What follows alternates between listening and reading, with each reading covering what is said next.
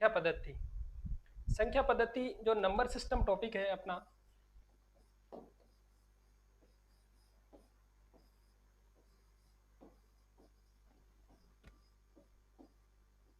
लगभग सभी एग्जाम में ये पूछा जाता है।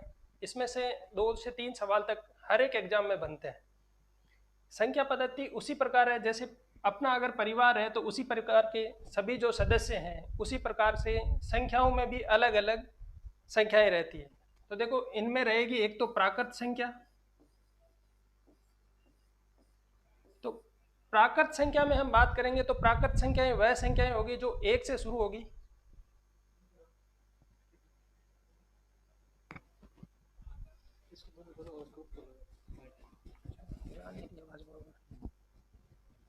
वापस रिकॉर्ड करवाना हाँ, ठीक है, आ रही है बात। प्राकृत संख्याएं होगी वह 1 से शुरू होगी, तो 1 2 3 ये आगे अनंत तक चलेगी। तो इन संख्याओं को हम प्राकृत संख्याएं कहेंगे। प्राकृत संख्याओं में ही इन प्राकृत संख्याओं पर ज्यादातर एग्जाम में सवाल पूछे जाते हैं। इनके आगे की संख्याएं रहेगी तो वो होती है पूर्ण संख्याएं। अगर पूर्ण संख्याओं की बात होती है तो पूर्ण संख्याओं में हमारे पास ये रहेगा कि जो प्राकृत संख्याएं हैं वो सारी संख्याएं तो इनमें शामिल होगी। इसके अलावा भी इसमें क्या ऐड होगा, एक जीरो ऐड होगा, और ये शून्य ऐड होने के बाद ये सारी संख्याएं जो आगे की होगी, तो इन सभी संख्याओं को हम क्या कहेंगे कि ये पूर्ण संख्याएं रहेगी। तो प्राकृत संख्याओं में 1 से शुरू होगी, पूर्ण संख्याओं में 0 से शुरू होगी। अगर बात करें आगे की तो एक होगा पूर्णांक संख्याएं। जब पूर्णांक संख्याएं होगी तो इनमें रहेगा कि माइनस से लगाकर प्लस तक की पूरी संख्याएं, जैसे माइनस अनंत से लेके प्लस अनंत तक की सभी संख्याएं होगी वो क्या होगी, पूर्णांक संख्याएं होगी। जैसे अगर बात करेंगे हम तो यहाँ से चलेंगे तो ये देखो -3 -2 -1 0 1 2 3 और ऐसे आगे तक चलता रहेगा। तो ये संख्याएं कौन सी होगी, पूर्णांक संख्याएं।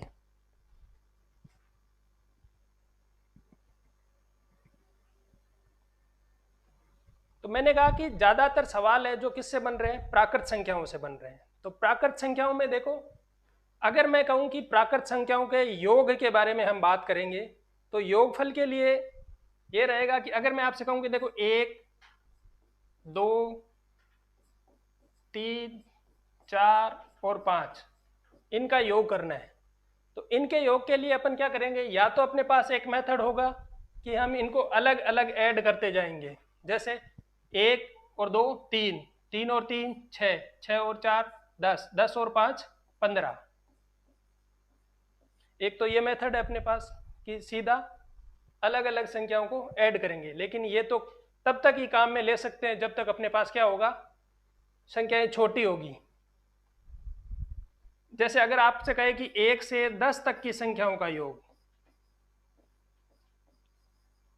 तो 1 से 10 तक की संख्याएं अगर अपने को ऐड करनी है तो उनके लिए हम क्या करेंगे, या तो एक तरीका आपके पास अपने वे पहले वाला तरीका होगा कि प्रत्येक संख्या को क्या करेंगे, अलग अलग ऐड करते जाएंगे और 1 से लगा के 10 तक ऐड करेंगे।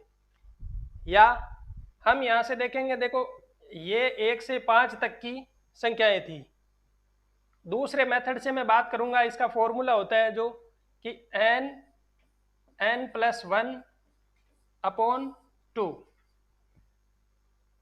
इस फॉर्मूले से अगर हम योग करेंगे तो भी अपने पास क्या आना चाहिए, अगर 5 तक की संख्याओं का योगफल किया है तो 15 आना चाहिए।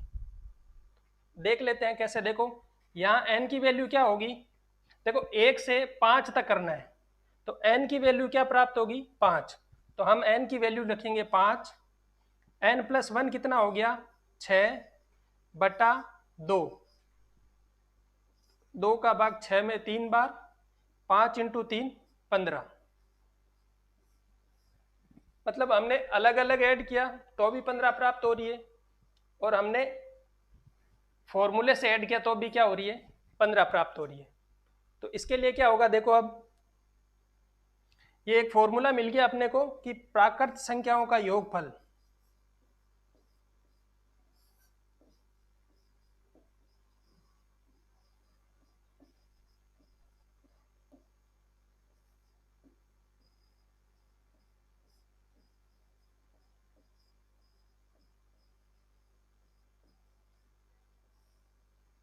अगर प्राकृत संख्याओं का योगफल की बात हो रही है तो फॉर्मूला अपने पास रहेगा n प्लस 1 अपॉन 2। इसी पे हम अगर आगे के सवाल देखें तो और देखो, जो अपना सवाल था 1 से 10 तक की संख्याओं का योगफल, तो हम इसमें रखेंगे, देखो n का मान क्या होगा 10, तो 10 n प्लस 1 की वैल्यू क्या होगी 11, 10 प्लस 1 11 बटे 2, तो 2 से 10 5 बार, तो ये कितना हो गया 55। तो 1 से 10 तक का योगफल कितना आया 55। अगर 1 से 10 तक का योगफल आप एक एक संख्या को ऐड करके करोगे तो भी अपने पास क्या प्राप्त होगा 55। अब देखो, अगर 1 से 100 तक की, ये फॉर्मूला कब काम आएगा, अगर 1 से 100 तक की प्राकृत संख्याओं की बात करें और इन प्राकृत संख्याओं का योगफल आपसे पूछे तो ये फॉर्मूला ज़्यादा बेहतर होगा। क्यों?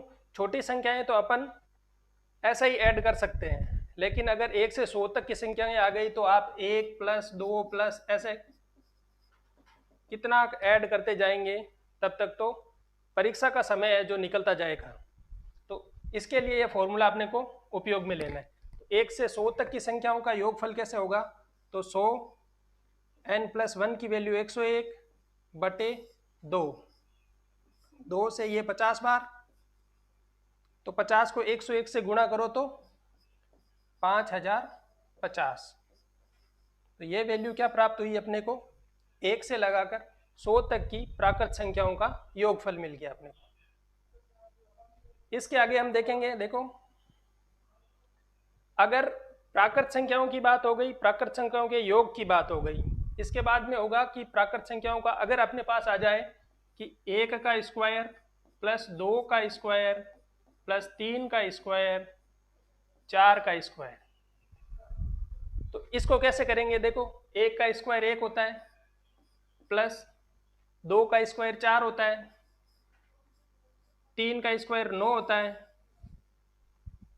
प्लस 4 का स्क्वायर 16 होता है। एक मेथड तो ये रहेगा कि हम इन्हें क्या करेंगे, सबके पहले तो स्क्वायर ज्ञात करेंगे, उसके बाद इनको वापस ऐड करेंगे। तो ये देखो कितना होगा, 9 और 1 10, 16 और 4 20, तो 20 और 10 कितना हो गया 30 हो गया। लेकिन इसे ही हम फॉर्मूले में लेके करेंगे तो देखो फॉर्मूला होता है कि वर्गों का योगफल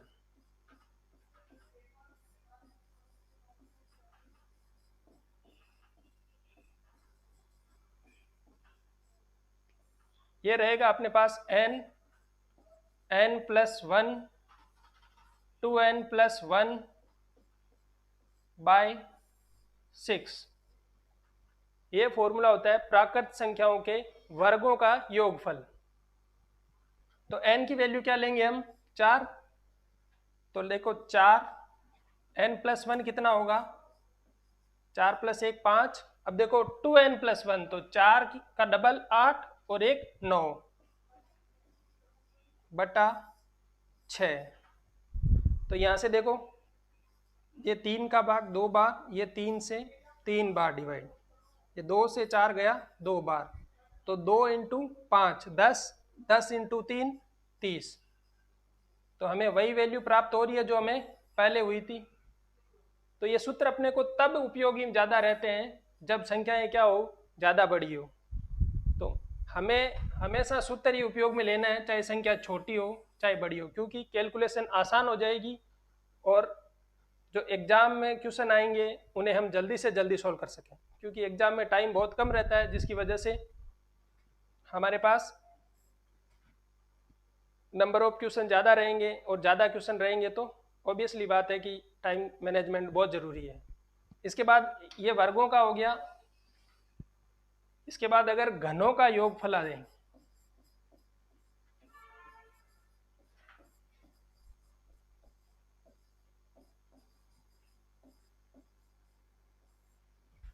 अगर घनों के योगफल की बात हो रही है तो उसमें होगा कि 1 का क्यूब, 2 का क्यूब, 3 का क्यूब प्लस 4 का क्यूब। तो अगर इन्हें ज्ञात करना हो तो 1 का क्यूब होगा 1, 2 का क्यूब कितना होता है, 2 को 3 बार गुना करना, तो 2 को 3 बार गुना करेंगे तो क्या आएगा 8, प्लस 3 का क्यूब कितना होगा, 3 3 9 और 9 3 27, प्लस 4 का क्यूब कितना होगा, 4 चौके 16 और 16 चौके 64। तो इन्हें हम ऐड करेंगे वापस, देखो 4 और 7, 7 और 4 11, 11 और 8 19 और 1 20, हाथ की 2, फिर 6 और 2 8 और 2 10। तो इनके 1 से 4 तक की संख्याओं के घनों का योगफल क्या आ गया, 100 प्राप्त हो गया। अगर फॉर्मूले की बात करेंगे हम तो फॉर्मूला रहता है अपने पास n+1 अपॉन 2 का होल स्क्वायर। इसमें देखेंगे, देखो n की वैल्यू वही 4 पुट करेंगे तो 4 इंटू 4 प्लस 1 5/2 और पूरे का क्या है, होल स्क्वायर है। तो देखो 4 से ये 2 बार गया, 2 इंटू 5 कितना 10, और 10 का वर्ग मतलब 10 को 10 से गुणा करना, तो 10 को 10 से गुणा करेंगे तो क्या मिलेगा अपने को, 100 मिलेगा। तो यही 100 वापस अपने पास आंसर आ रहा है, क्या बराबर वही आंसर आ रहा है। तो घनों के योगफल के लिए सूत्र क्या हो गया, n+1 अपॉन 2 का होल स्क्वायर। इसके बाद में देखो कि इनमें सवाल इतने इजी नहीं आते हैं कि 1 से 10 तक का पूछ लिया या 1 से 100 तक का पूछ लिया। एग्जामिनर सवाल बनाएगा वो बहुत सोच समझ के बनाता है। वो सवाल क्या बनाएगा, वो बनाएगा कि 75 से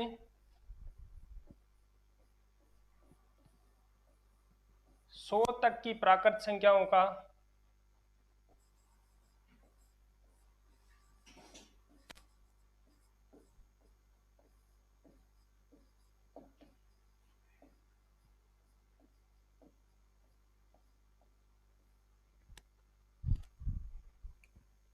योगफल पूछेगा वो।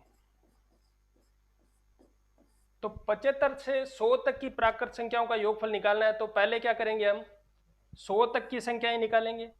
तो 100 तक की संख्याओं के लिए क्या होगा कि n+1/2 होगा, तो n का मान 100, 101,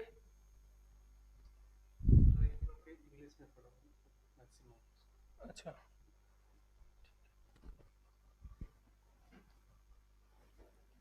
देखो n की वैल्यू 100 और ये होगी 101/2, तो 2 से डिवाइड करेंगे तो ये 50 50, 50 को वापस 101 से, तो 50 इंटू 101 कितना 5050 जो अपन ने पहले निकाला था।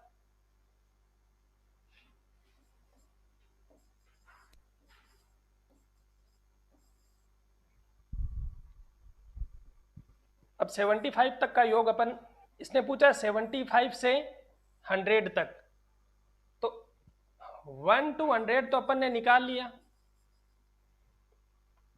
लेकिन अब देखो 1 to 100 में ये 1 से शुरू होके 74 तक की वैल्यू तो अपने काम की नहीं है।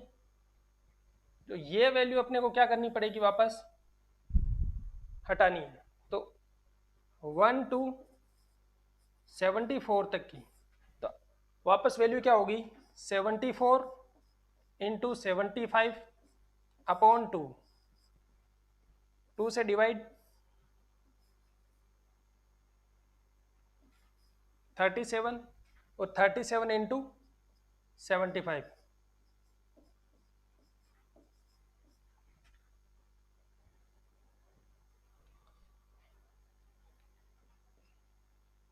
देखो इनको ऐड कर,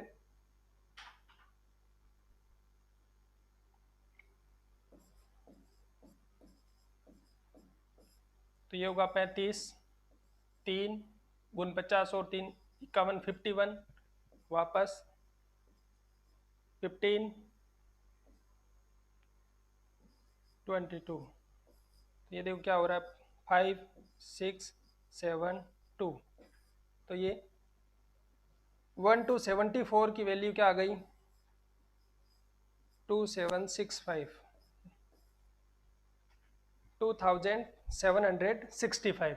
ये वैल्यू क्या है, अपने काम की नहीं है, तो अपन क्या करेंगे, 5050 में से 2765 घटा देंगे। देखो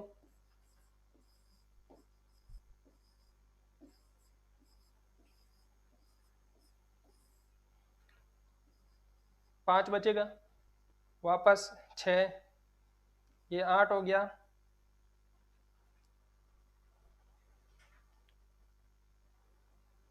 ये 1 और ये 2। तो वैल्यू क्या आ गई, 2185। यह वैल्यू कहाँ से कहाँ तक की है, 75 से 100 तक की वैल्यू है।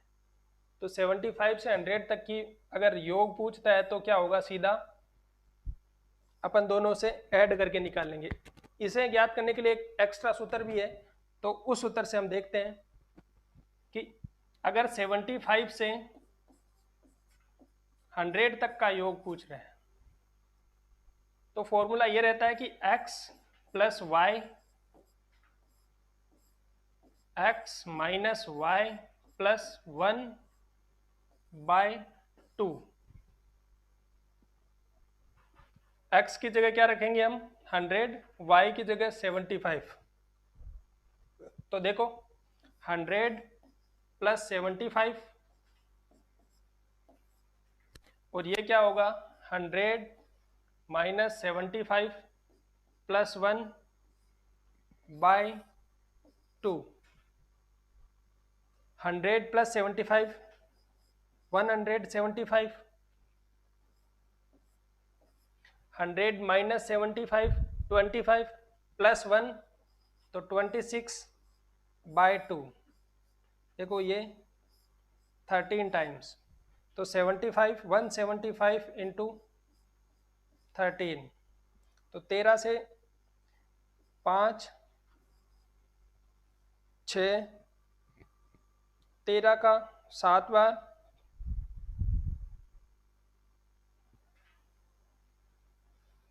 91 प्लस 6 97, 9 और 13 और 9 22। तो अपनी फाइनल वैल्यू क्या है, 2275। तो ये क्या हो गया, 75 से 100 तक की वैल्यू मिल गई अपने को, कितनी, 2275। इसके बाद अगर घनों की वैल्यू या बड़ी संख्या में वर्गों की वैल्यू आ जाती है, जैसे 1 से 20 तक की वर्ग की बात करता है, तो ये भी आसान है। वो फॉर्मूला आपने को सीधा लेना है, n प्लस 1 2n प्लस 1/6। तो n की वैल्यू क्या है अपने पास, 20। तो सीधा 20 इंटू 21 इंटू 21 को 2 से मल्टीप्लाई, तो 40 प्लस 1 41/6। ये देखो 3 से जाएगा 2 बार, ये 3 से 7 बार, ये यहाँ से ये 10 बार। 41 इंटू 7 इंटू 10, तो 41 को 7 से 7 और ये 78, 10 से गुणा करने के लिए पीछे एक जीरो लगा देंगे, तो कितना हो गया, 2870। इस टाइप में भी एक सवाल ये बनता है, इसमें एक मान अगर दे दिया जाए, ये कहता है कि 1 से 20 तक के स्क्वायर की वैल्यू अपने को वो दे देता है कि 2870 है।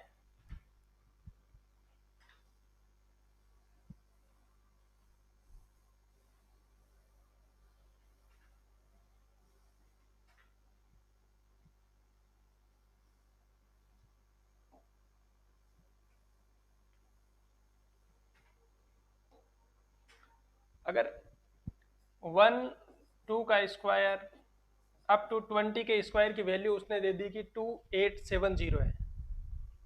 सवाल में बात ये होती है कि 2 का स्क्वायर प्लस 4 का स्क्वायर प्लस 6 का स्क्वायर प्लस अप टू ये आता है कि 40 का स्क्वायर।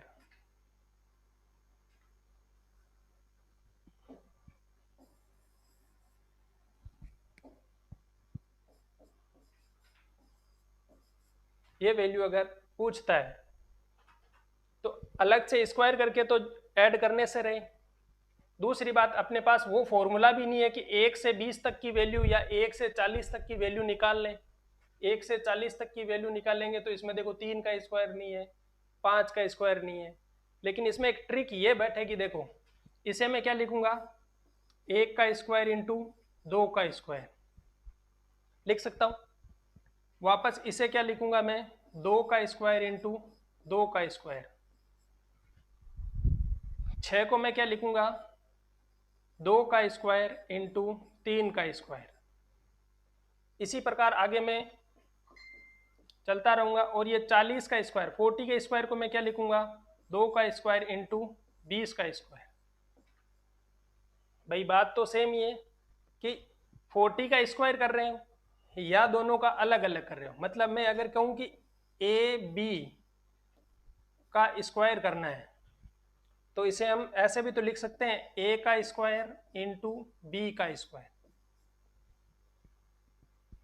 जैसे कोई वैल्यू लेके देख लो, अगर मैं लेता हूं 6 का स्क्वायर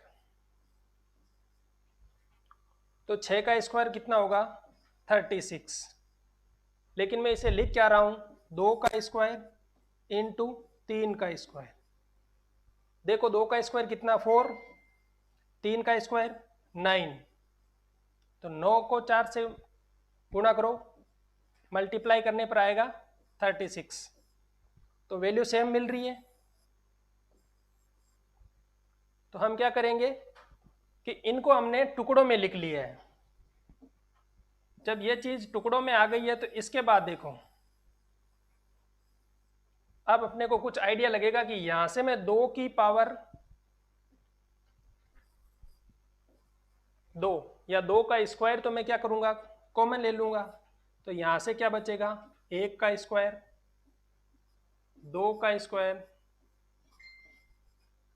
3 का स्क्वायर, ऐसे करेंगे तो आगे तक 30 का स्क्वायर। तो ये 2 का स्क्वायर कितना, 4। इसकी वैल्यू हमें पहले से ही मिल चुकी है कितनी, 2870। तो सीधा क्या हो जाएगा, इसको 4 से गुणा करना है। तो ये 0, 7 चौके 28, पावर की 2, 8 चौके 32 और 2 34, पावर की 3, 4 दूनी 8 और 3 11। तो फाइनल वैल्यू क्या आ गई, 11,480। ये अपनी क्या होगी, फाइनल वैल्यू होगी। तो इस टाइप के सवाल ज़्यादा पूछे जाते हैं। क्यों, इस टाइप में अगर ये वैल्यू दे देता है, अगर अपने को ये मेथड याद नहीं होगा कि हम इनके टुकड़े करके कॉमन ले लें, तो ये सवाल आते हुए भी नहीं होगा।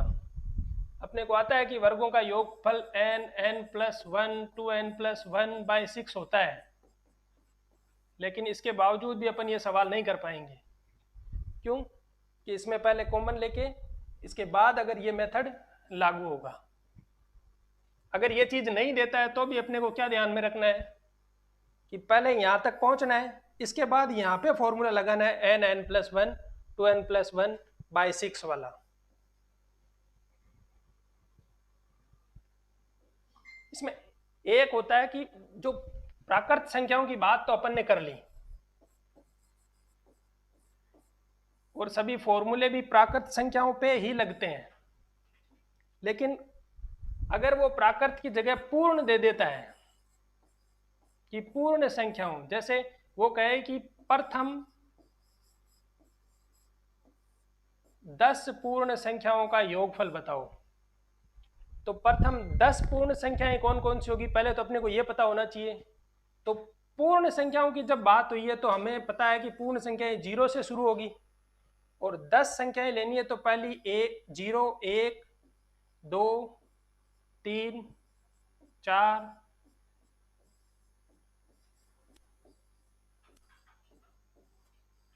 और ये देखो 10 पूर्ण संख्याएं हो गई, ये 1 से 9 तक की। तो अब 1 से 9 तक की संख्याएं ऐड करेंगे, तो इसके लिए फॉर्मूला क्या अप्लाई कर सकते हैं अपन? देखो प्राकृत संख्याओं में पता है कि n प्लस 1/2 हम यूज करते हैं फॉर्मूला, लेकिन पूर्ण संख्याओं में n की वैल्यू क्या लेंगे? 10। प्राकृत संख्याओं में तो अपन प्रथम 10 की जगह 10 की 10 ही वैल्यू लेते थे, लेकिन अब तो 10 तक हम पहुंचे ही नहीं है, तो 10 की वैल्यू कहां से लेंगे? तो n का मान क्या लेंगे हम? n की जगह हम लेंगे n-1। फॉर्मूला वही रहेगा प्राकृत संख्याओं वाला, इसमें n की वैल्यू हम n-1 लेके चलेंगे। तो देखो अगर n की जगह अपन n-1 लिख दें,